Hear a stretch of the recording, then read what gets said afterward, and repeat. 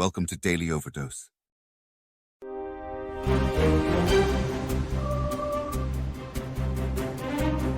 Stay strong, stay the path, and don't give in. Regret creates the pain and promotes the driving force, pressuring you to say no more. Regret adds physical weight to your shoulders, slows you down. The only way to lighten the load and build momentum is self-honesty and a true, clear vision you have for yourself to move toward positive change. For you to change your reality, you need to reconstruct your inner world. Your inner dialogue is key. But this change that only you know is long overdue, only you truly know the length of time you've been lugging this emotional weight around, and only you know the root of the issue. It takes courage and it takes strength that you think right now you may not have. Regret opens doors. It directs you to where you need to head, and it uncovers what you need to work on. We're all a work in progress. It's okay to have failed. You can drive yourself out of it. We're all on this path together. You're not alone. When you can emotionally manage the fear of failure, you can face the uncertainty of the future. The future should excite, inspire, and scare you. But that fear shouldn't be a force which turns you away. A clear vision that's true to you enables you to step into those fears as you own them. You see them as necessary obstacles of personal growth. They're a part of your vision. They're a part of who you are, the true you. The regret of the past needs to steer you toward your fears to step into your new reality. This is the only place to be to experience growth. In every daily act, big or small, it's paramount you be your future self. You don't wait to become. So no matter where you are, no matter who you're dealing with, they sense a strong human being, one of confidence, certainty, and courage. Everyone can see and sense you're on a higher path.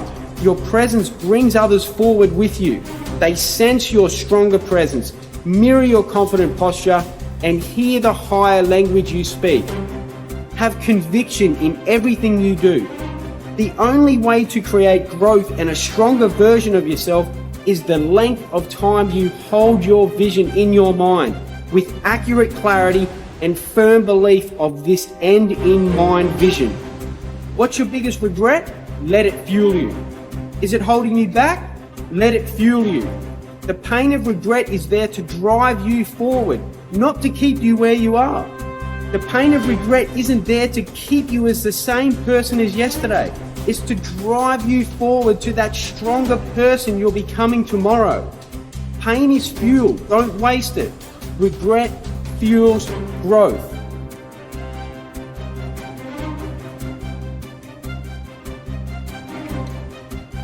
There's no failure. There's only learning, and learning creates opportunities. Regret is powerful, both positive and negative. You have to decide if it's going to empower your decision to move forward or just let the weight spiral you down even more. Regret is a gift. It's a symptom of the root cause. It's steering you towards a better you. It shows you the way. It demands you stop here. You know change is needed, and the intensity of your regret fuels that change. Sick of being tired? Change. Sick of being stuck? Change. Sick of where you are? Then make the right decision. Regret is there to move you. It triggers the driving force you need to take that first step to build stronger daily habits and the mindset that's long overdue. Remove the resistance. You only need to move that 1 inch. Don't let another day go by living in the same self of yesterday, the one you're dissatisfied with. Your habits of today need to line up with the future vision you have for yourself. Building strong daily habits builds a stronger you. You become better than you were yesterday. Stronger daily habits can only stem from a stronger mindset. A clear vision can only be seen through self-honesty. You know you can't be who you want to be and experience growth without the strong foundation of a healthy body and mind. You understand this is needed to build the sustainable courage to move forward. If you're wondering what's slowing you down, it's what's weighing you down. It's the regret you've been carrying around for far too long. You know it weighs you down, so why continue the same lifestyle that will only continue to add more emotional weight? Regret's the result of guilt and shame. Why self-sabotage anymore? The rut you feel stuck in, know you can get out. But this comes with honesty, accountability, and responsibility for where you are right now. Self-honesty takes courage, but it's the only way out. Self-honesty creates freedom and the space you need. It takes courage to face up, look back into the depths of regret and say, you're not going to weigh me down any longer. You've carried this load for far too long and it's time to move towards a stronger you. It's time to get into the right environment, around the right people, and start each day with direction. Who's in your environment? Your circle of influence. When you're around the right people, they not only have higher standards of themselves, they have higher standards of the people in their circle of influence, and that's you. If we don't create our own environment, our environment will end up creating and controlling us. You need to make the right decisions. You need to be in control. The combined effect of progress from yourself and the people around you, the wins, losses, learnings, direction and inspiration should be a part of your growth. Your environment will produce the hormonal and neuronal triggering you need that steers you toward a stronger you. Mindset is everything. Self-honesty, courage, hard work, and conviction. The right people won't allow others around them to give up. You don't need a hug. You need a circle of influence that is a part of your driving force. What's moving you forward? You deserve it. We all do. We're all capable of greatness. We just create greatness in different forms. The essence and principles are still the same. Hard work, self-belief, and conviction. Bring that to your life and you'll create the right circle. Positive change will be inevitable. This momentum, your environment, strong daily habits and mindset creates the lifestyle you desire, the one you deserve. You don't want your life to be a fairy tale. You want it to be a documentary. There's always going to be distractions and temptations throughout your life. Here's where your circle of influence, your environment, and the people around you keep you in check. Don't sacrifice progress for short-term gratification. Watching Netflix when you should be studying? Open the textbook. Gambling when you should be growing wealth? Make the deposit. Drinking your weekends away when you should be training? Put the bottle down and train. Choosing the short-term gratification options over longer-term fulfillment is what's creating your regret. It's what's building the guilt and shame. The root of the guilt and shame is what you need to be staring into. But you know that now. With understanding, it creates empowerment. It liberates you from that feeling of resistance and struggle. It stops now. You're going to make the right decisions to build stronger daily habits and move towards the true you. Over caution. Some people never will have much. They're too cautious. Now, you can also be too reckless, but you can also be too cautious. This is called the timid approach to life. I used to say, what if this happens? It's called the language of the poor. What if this happens? And on top of that, if this was to happen, look at the fix I'd be in. I better not try. To not make a decision also has a cost. And sometimes the cost of not making a decision is far worse than the cost of making a decision, even if the decision is risky. And so one of the things you can derive from that, and this is very useful, I think, is that you're screwed no matter what you do. So then you think, okay, well, I'm trying to make this decision. I'm going to go try to do something difficult. Isn't that terrifying? And you think, yeah, but wait a minute. What's really terrifying is not doing it. Fear, ladies and gentlemen, can hold you back from doing something that you know within yourself that you're capable of doing, but it will paralyze you. And it seems like you're in a hypnotic spell. I ask you a question, what is the benefit? What's the benefit of allowing fear to hold you back? the benefit of giving up on yourself, of not stepping out on life and taking life on? What is the benefit for you? What's the plus in that?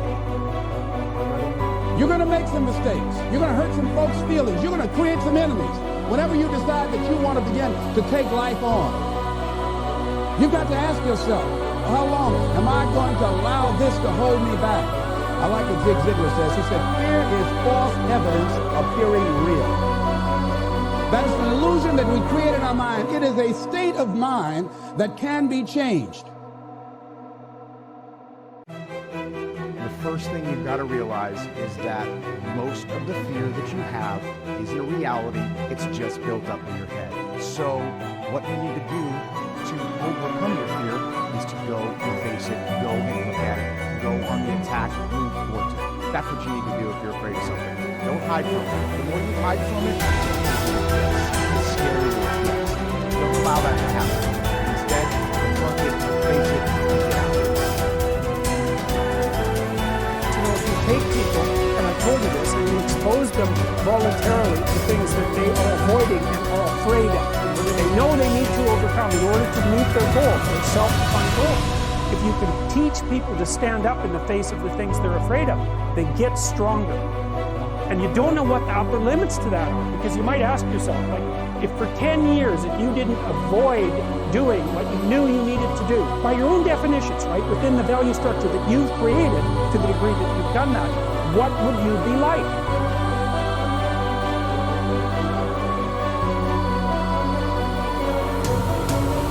There is nothing that can resist the force of perseverance.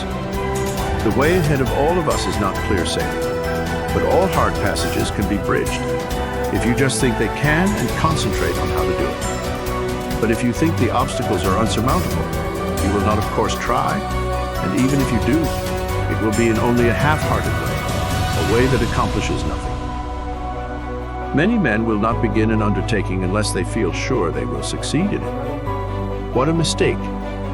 This would be right if we were sure of what we could and could not do. But who knows? There may be an obstruction there now that might not be there next week. There may not be an obstruction there now that will be there next week. The trouble with most persons is that just as soon as they see their way blocked, they lose courage. They forget that usually there is a way around the difficulty. It's up to you to find it. If you tackle something with little effort, when the conditions call for a big effort, you will of course not win. Tackle everything with the feeling that you will utilize all the power within you to make it a success. This is the kind of concentrated effort that succeeds. Most people are beaten before they start. They think they are going to encounter obstacles, and they look for them instead of for means to overcome them. The result is that they increase their obstacles instead of diminishing them. Have you ever undertaken something that you thought would be hard, but afterwards found it to be easy? That is the way a great many times. The things that look difficult in advance turn out to be easy of conquest when once encountered. So start out on your journey with the idea that the road is going to be clear for you, and that if it is not, you will clear the way. All men that have amounted to anything have cleared their way, and they did not have the assistance that you will have today. The one great keynote of success is to do whatever you have decided on. Don't be turned from your path, but resolve that you are going to accomplish what you set out to do. Don't be frightened of the few rebuffs, for they cannot stop the man that is determined, the man that knows in his heart that success is only bought by tremendous resolution, by concentrated and wholehearted effort. He who has a firm will, says Phillips, molds the world to himself. People do not lack strength, says Victor Hugo. They lack will. It is not so much skill that wins victories, as it is activity and great determination. There is no such thing as failure for the man that does his best. No matter what you may be working at the present time, don't let this make you lose courage. The tides are continually changing, and tomorrow or some other day, they will turn to your advantage if you are a willing and are an ambitious worker. There is nothing that develops you and increases your courage like work. If it were not for work, how monotonous life would at last become? So I say to the man that wants to advance, Don't look upon your present position as your permanent one. Keep your eyes open and add those qualities to your makeup that will assist you when your opportunity comes. Be ever alert and on the watch for opportunities. Remember, we attract what we set our minds on. If we look for opportunities, we find them. If you are the man you should be, someone is looking for you to fill a responsible position. So when he finds you, don't let your attention wander. Give it all to him. Show that you can concentrate your powers, that you have the makeup of a real man. Show no signs of fear, uncertainty, or doubt. The man that is sure of himself is bound to get to the front. No circumstances can prevent him. Pessimism, the deadly disease of always looking on the bad side, the problem side, the difficult side, checking all the reasons why it can't be done. The poor pessimist leads an ugly life. To the pessimist, the glass is always half empty. To the optimist, the glass is half full. Why would the same measure affect people two different ways? Answer: it all depends on how you look at it. Our lives are mostly affected by the way we think things are, not the way they are. The way we think they are affects us most. He doesn't try to figure out what's right. He tries to figure out what's wrong. He doesn't look for virtue. He looks for faults. And when he finds them, he's delighted. How ugly. Young people always have a reason to be upset and cynical about the current state of affairs, and it's that way forever. And it's easier just to accept that, because there's also a positive element, and the positive element is, well, you've been granted something rather than nothing, and maybe you haven't been granted pure hell, because especially in a culture like ours where many things actually function quite well, there's room for gratitude there. Even if it's a broken machine, it's not one that's completely devastated, and it's not absolutely hell-bent at every second on your misery and destruction. And it easily could be, because many societies are like that. And so the fact that we happen to live in one that isn't corrupt beyond imagining is something to be eternally grateful for. And the affirmation for this principle is, I am deeply thankful for all that I've received, and I enjoy giving to others in the spirit of love and service. This is a very important part, not only of being able to show up in your life what it is that is the fulfillment of your heart's desire, but it is also a beautiful way to begin living your life every day. There's an old saying that says, if you're not generous when it's hard, you will not be generous when it's easy. The healthiest of all human emotions is gratitude. I said, you go down that list. I like my job. I love my job, rather. That is a way of gratitude. You'll sleep better the first night.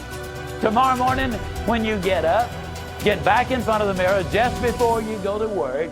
Get back in front of the mirror and repeat the process again with excitement and enthusiasm. I love my job because, and take the list with you.